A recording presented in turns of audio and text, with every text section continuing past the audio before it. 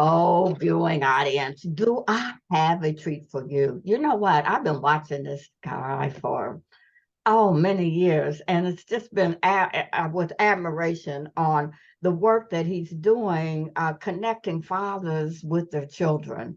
And Richard Lundy is going into the barbershops, doing workshops, and he wrote this amazing book right here that talks about his own journey of connecting with his sons. But Richard, how are you today? I'm just great, sister. How are you? Oh, I'm doing fine. Thank you for writing this book. You know, we have so many things that are distractions and keeping our family distracted. And this is one book, Father and Son Connection, that is can help connect us back together, you know, the way it should be. But thank you so much. I want to ask you, why did you write it? Could you give us a little background on why you wrote the book? Uh, I think that, well, first of all, let me say that for years, my background is higher education, and I've worked with young African American males pretty much my entire adult life. And I know how challenging it was for me to overcome being a father at age 18, unprepared, ignorant, the whole 9 yards. And so over my years in higher education, I'd run across a lot of guys that had similar experiences in terms of they were came from single parent homes. Mhm. And I looked at my experience and I thought, if I can if I can be vulnerable, if I feel like I can get my ego out of the way, I can share with the world, what my journey was like. And through sharing my journey, I would be able to help some other people to prevent having to go down that path. And so when I came back to Columbus in 1992, my major objective was to reconnect with the two sons that I had left uh, years ago. Was not a responsible father. Did not really do all that I should have done to do that. And so I wanted to use myself as an example to share with everybody that it's never too late and you can always do something to fix it. And so thank God I've been fortunate enough to be able to fix that. And so I just wanted to share that with other people because they can do it too. Now, you said that you're doing workshops all around in the, I know that you're doing in the barbershops locally and wherever you go, talking to some dads. And what has been your response from some of the fathers about connecting with their children? Well, interestingly enough, most of the fathers would like to connect with their offspring. They just don't know how, and they don't know how to negotiate and navigate dealing with the mothers. That's Mhm. been the major challenge: is Mhm. how to deal with the mothers in that regard, because we men have dropped the ball so bad, that women are very skeptical of us and they're very leery, of, how sincere are you? Are you going to be consistent, persistent? Are you just coming in here wanting to do it one day or whatever? So we have to step up our game. Men have to step up our game. And that's another reason that I go out and speak. And I wrote that book, was to assure brothers that we have to step up and take the mantle. We've been riding the backs of our women for 400 years. Mhm. And I just think it's time for us to step up and do what we can do. And there's no excuses. I've made them, and men are making them today. And I'm saying that no more. There's time for no more excuses. We Mhm. have to step up and assume responsibility and take responsibility for our children. Mhm. I mean, I know some dads that have had a difficult time dealing with the mom, and the mom is still has wounds because I think they really want to be back with him, and he's Hmm. moved on. What do you do Right. in a situation like that? I mean, and they'll use the children as a way of punishing because he had left them or whatever reasons. How do you deal with a situation like that? What recommendations do you give dads to do that? I could only share my experiences with that. I certainly had that experience. I mean, it was very tough. But what I came away with is that you have to think of, you have to keep in the forefront of your mind. You have to keep the child. Mm-hmm. The important, the important thing is the child. Mm-hmm. You know, and we don't understand a lot of times, especially when you're young. You don't understand the effects of a Yeah. father not being in the home, and Mm-hmm. you don't understand the effects of and toxic relationship between your parents. As a child, you don't understand it, but you feel it, Mm-hmm. and it stays with you throughout your whole life. So I would tell brothers, you have to get past that. You have to love your child, but you also have to love the woman that you had the child with. And what I mean by that is you can't be bitter toward her, however it ended, Mm-hmm. whatever the relationship, however it ended. You can't be bitter with her, and you can't blame her, and you can't attack her. That's not going to ever work. When you do that, you're setting yourself up for total failure with your child. And so, like with me, with one of my children, the mother was just very vindictive. Didn't want me involved. Didn't want me to see the child.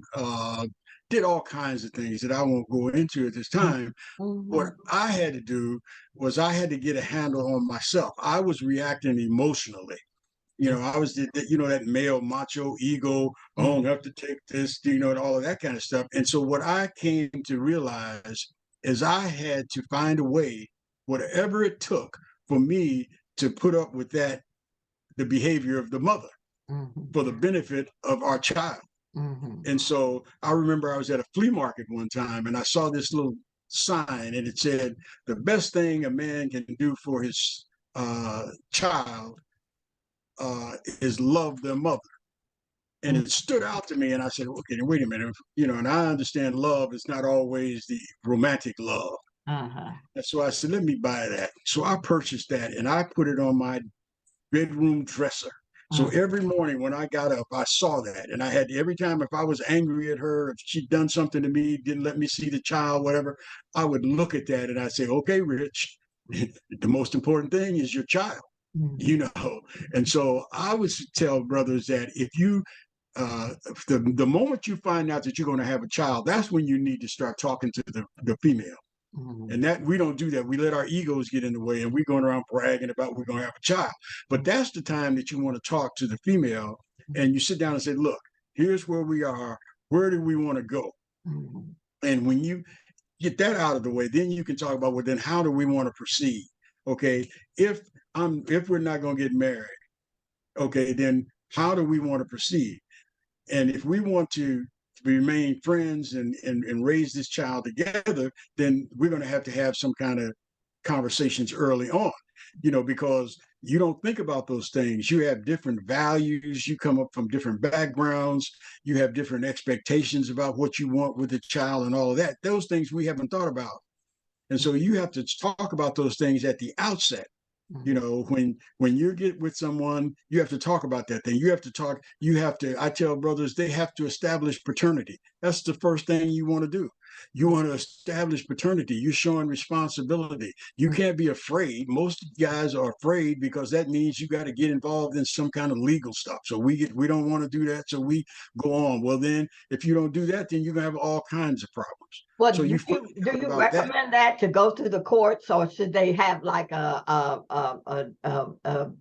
agreement, a verbal agreement to pay child support and do to support the children, or should they go through the court and establish that paternity?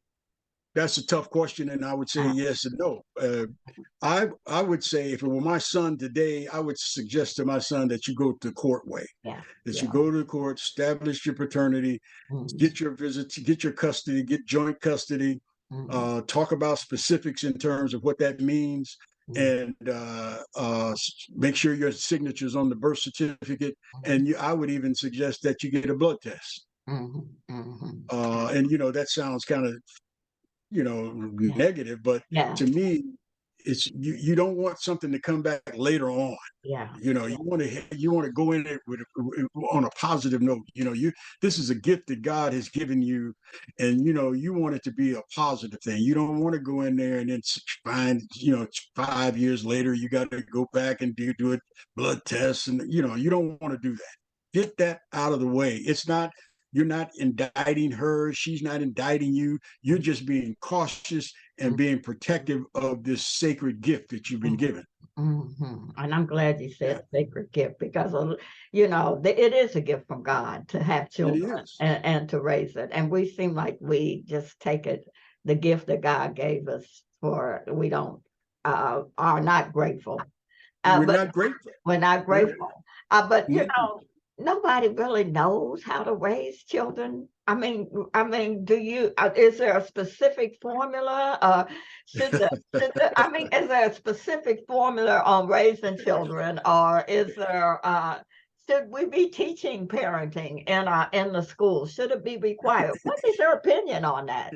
My opinion. First of all, there isn't a blueprint. There isn't a recipe book. You Yeah. know, everybody starts the same. You Mhm. don't know.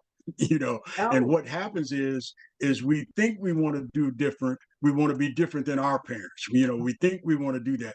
But what happens is after you try a few things, you revert right back to how you were raised. Yeah. You Yeah. start going back Yeah. there. So, I think that you have to pick up a book. Uh-huh. You know, you Uh-huh. have to pick up a book. They have tons of books out there Yeah. on parenting. Uh-huh. And so I think you have to pick some of those books up for yourself Uh, and learn how to use those books. uh, Because uh, you know, for common sense, with common sense of the thing is that you have to have unconditional love for your child. yes. Can't be conditional. Yeah. Can't be based on how I relate to the mother, how I relate to the father. It's Uh, unconditional love for your son or uh, your child. You know, uh-huh. you have to, Uh-huh. you have to keep them safe and protect them. Uh, You as a man, you have to keep them safe and you have to protect them. mhm. And you can't be verbally or physically abusive to Yeah. the mother. Yeah. You can't do that. That's never going to work. If I'm in a yelling match with the woman that raised my child as the mother of my child, and my child is 3 years old, I don't care how young he is, that child, that's an imprint on that child. Yeah. That imprints that child, and they never forget it. They never forget it. Yeah, and So many of to those, me, you're in counseling and I've worked in counseling also, and many of those things are manifest itself later on in life. If there's problems in the home, there's problems at school, problems in how you interact with each other. So it's very important the relationship that you have with the mom and the dad both. Yes, that's very, but Richard, I asked what would, we talked about parenting, and certainly there's no formula for it, and we just keep trying and stuff. But what would you consider to be a good father? What would you consider to be a good father? And how has it changed? How is it changing after, when you were coming up versus when you were a parent and versus right now? well, it's changed drastically. There's been Mm, drastic changes. I mean, with the advent of the computer technology and the mm, social media and the cell phones, it's a whole new ball game. And so I tell young guys all the time, I'm certainly happy that I'm not raising a child today because it's very difficult. This past year, I did some consulting work with the Reynoldsburg High School, and I was doing some interventions things with high mm, school students. mm, And the kinds of challenges that our students are facing today, I think the parents are clueless. mm, They don't have a clue of the challenges that they're facing, and they don't know how these things are impacting. Say, for example, the COVID epidemic. That mm, COVID epidemic was devastating to our kids in school. But the parents don't realize that. They No, just think it was, well, no. they were out of school or Yeah, whatever, whatever. Our kids needed counseling. The yeah. schools should have had some kind of reorientation when they brought those children back into the Uh, schools. uh-huh, You know, uh-huh, so I think one of the questions, part of the last questions you did ask, I think we definitely need to teach parenting in schools. I uh-huh. think that parents should be going to the Board of Education demanding that they do that. Now, I'm Mhm, not saying that they take on all the responsibility because that's part of the parents' responsibility also. But mhm, at the same time, they can give them some fundamental things about that they can begin to get a heads up. mhm, Because like mhm, now the rules are so relaxed in the schools now. You have children walking down the hall, holding hands, kissing in the hall, mhm. those No, kinds of we things. didn't do that Parents back don't then. even know that. Uh-huh. You couldn't do that. Oh, And no, no. parents don't know that. You Uh-huh, have girls coming into school with their breasts out, uh-huh, with tight little short pants on. There's uh-huh, no way in the world I'm going to be thinking about education if I'm uh-huh, sitting there looking at girls like that. uh-huh, Not at that age. uh-huh, So I think that one of the recommendations that I make to young parents today is they should go down to the school board and they should demand two things. And mhm, I said demand. I'm not saying ask for. They mhm. should demand one, that in K6 that they have a certain percentage, increase the percentage of African American males in K6. Mhm, That should be a demand.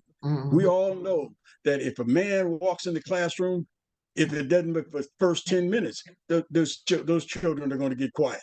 Yeah. Well, Okay. and then, but you know what? I mean, back, and my son is older now, but when he was younger, he didn't think men taught elementary schools. You know, Yeah. he used to say, "Men, that's not a job for a man. That's the Right. men are professors. Right. They're not, Right. they're not Right. teachers."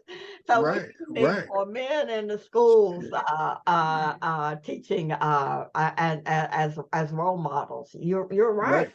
And the but. second, the second thing is, and parents should be outraged at Mhm, what's going on in the schools in some of these southern states, mhm. for example, Florida, where they're trying to ban African history.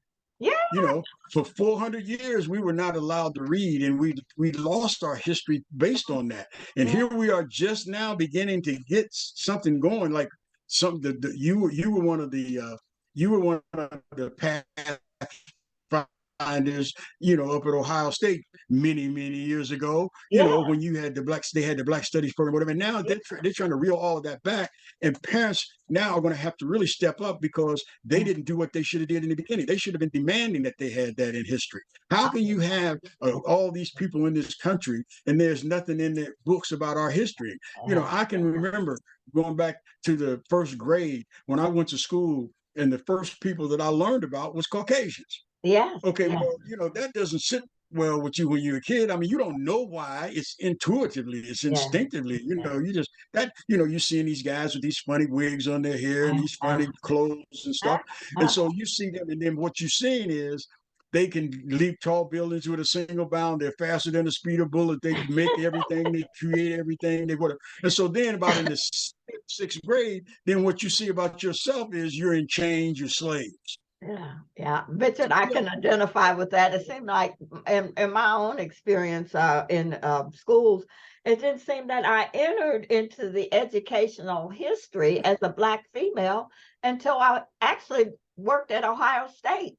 And somebody told me, said, "You act like you was born on the desk." Yes, I was when I started learning about Sir Tima Clark and Fannie Lou Hamer and Ida B. Right. Wells and all those people. I just said, "Oh, somebody sounds like me Right, who right, have the same right, kind of right, concerns." right. So That's just like that. That's just like the movie today, The Little Mermaid. yeah, Look at how many black kids, little girls saw that and said, "Oh, wow, we can do that." yeah, yeah, So yeah. for somebody to be talking about taking that out, removing Oh yeah, that, yeah, that's insane. And again, yeah. like I would have thought that parents would have been outraged about that. They would have been They would have been Well, in the newspapers. They'd have been at the school boards. They'd have been yeah, talking about that. Yeah, So what it's doing I would is have thought some of the black scholars would have been outraged, because it's their absolutely, absolutely, absolutely, job. absolutely. They should have Again, been we should have been at organizing the in the forefront. community. I mean, it's just, Yeah, I don't know what it is. What is it? But it certainly is important that we do know our own history. I'm so absolutely. glad that you said and parenting, the most important job that you'll ever do in your life is That's being right. a parent. And, Right.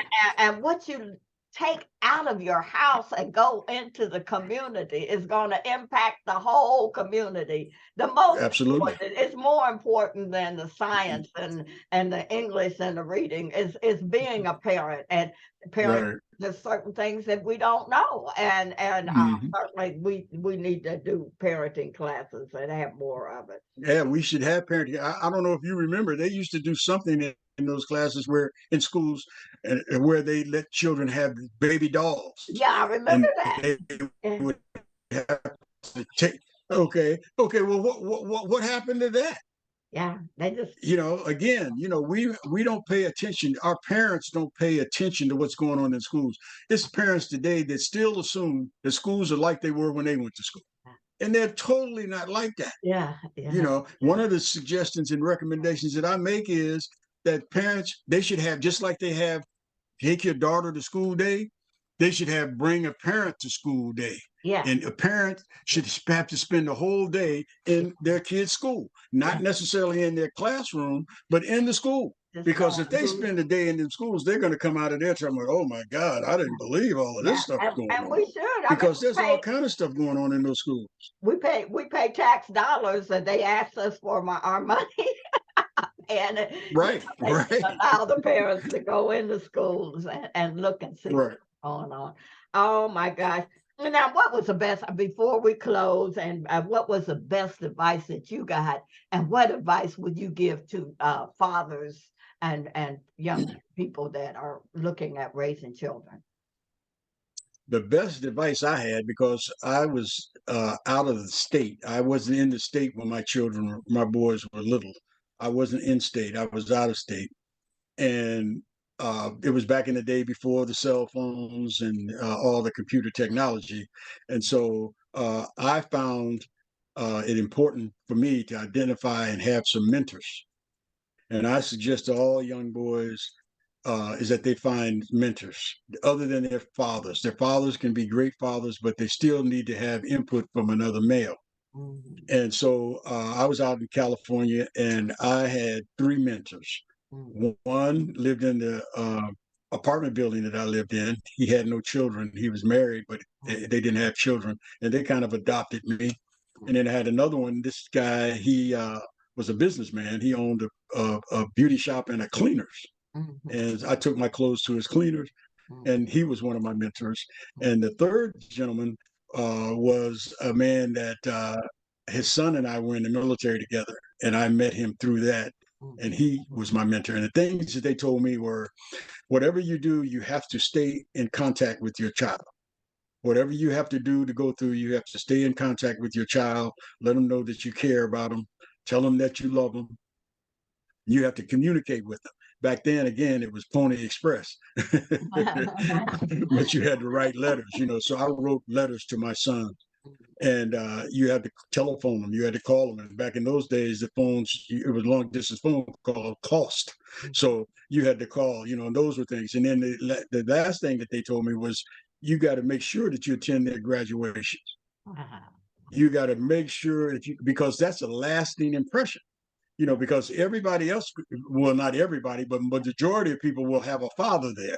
yeah. And if you're sitting there and no father's there, that's something that you never forget. And I remember So I something was in your I would book just you I said, would just suggest, pardon? and something in your book you said to make sure if you're not connected that they meet your family when you do connect. I remember that they connect Yeah. your family when you have an Yeah, yeah, opportunity. yeah, yeah. I think it's important that you do, And, because, like, often I had a number of sisters that had children, uh, and I always thought about it. You never knew anything about their father's family. uh-huh, uh-huh, And so, because they didn't make any effort to do that. If the uh, guy wasn't paying child support or whatever, uh, that wasn't going to happen. But I think that that's very critical. And so what I did was every time I came back to Columbus, the first thing I did was I'd pick them up and I'd take them to my parents' house. Uh-huh. They didn't like it, but I did anyway, you know, So they got because I wanted them to at least the know rest that of they the had a family. Yeah. grandfather and a grandmother. Yes, that's so awesome. That's so awesome. Now, this book, you shared the letters that you and your son had written to each Hmm. other, connecting and everything. So, how can somebody get a copy of this book, Father and Son Connection, and how can they get in contact with you you do workshops to connect Hmm. fathers, which I Yeah. think is something that is desperately needed in our community. How can they get in contact with you to get a book Yeah. and also They can to do a workshop? they can get in touch with me through making a telephone call. Mm, We're right now in the process of uh, getting some more books published. We don't okay. have a stock right now, but we're in the process. They'll be coming in the next couple of weeks. Hmm. So what I do, I'm not going to put my books on Amazon because I got my own personal reasons. I think that that's a ripoff, but you know, it's one way of getting your stuff out there. But that percentage that they take is just, you know, that's kind of a lot for me. So we're gonna come up with creative ways to sell those books. One of the things that we're going to be doing is relaunching the Father and Son celebration, and so we're going to use those books as fundraisers. Okay. Okay. But for those who are interested in purchasing one of those books, they can contact me at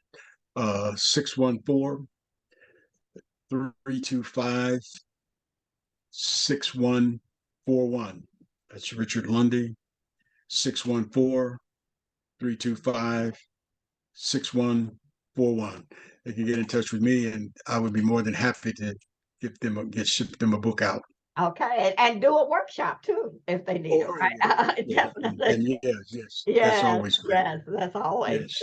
Yes. So Richard, thank you for what you're doing. I like to bring people on that are not just talking about it, they are about it, and it's certainly a definite need in our community. God bless you for the things that you're doing to connect our families together. And thank you for being on this week's program of S.Yolanda in the Know. And thank you out there for viewing S.Yolanda in the Know. And don't forget to push that subscribe button and share this video. Thank you so much. Love you. And guess what? You can't do anything about it. Peace.